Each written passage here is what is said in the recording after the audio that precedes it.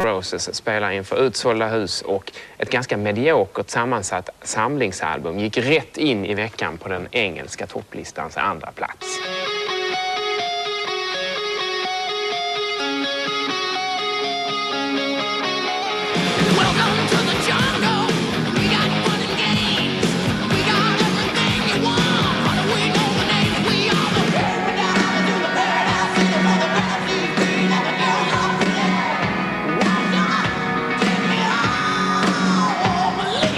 I think the only thing that really made us feel like we were a big band wasn't so much from the phone calls from the record company about record sales or how many magazines we were gracing the cover of. It was how much response we got from an audience, which is really what made us fucking the happiest and fueled us for years.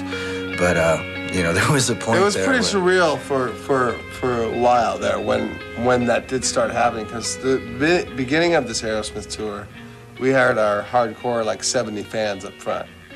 And then we had just released Sweet Child, I guess. And went from 70, like 1 week. It really happened like this, like 70 from 1 week to 700 the next week.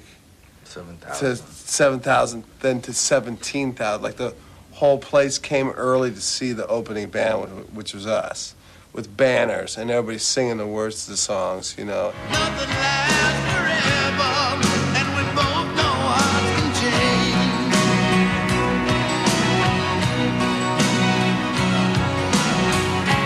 Don't you cry tonight. Don't you cry tonight. There's nothing, baby.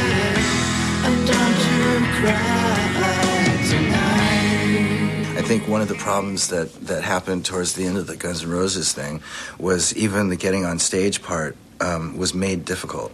Yeah. And then it started to become not so much fun. Well, so that we'd be 4 hours late for a show, or we wouldn't play the show at all. You know, show get canceled, or we'd get on stage and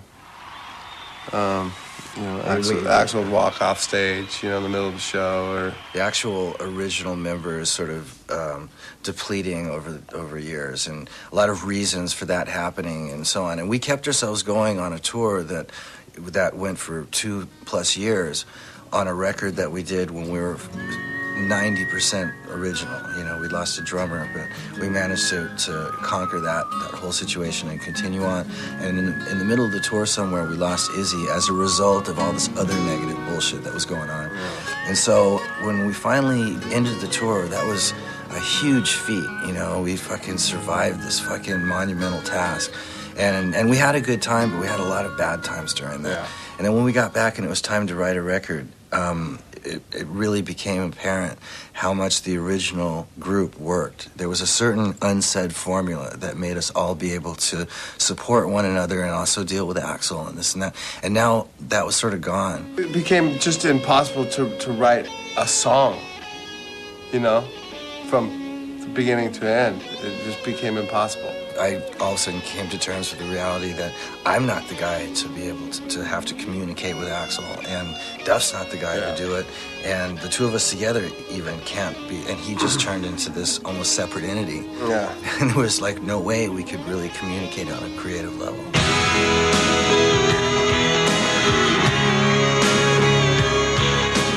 Anyway, on a lighter note, we were fucking probably one of the best all-time rock and roll bands.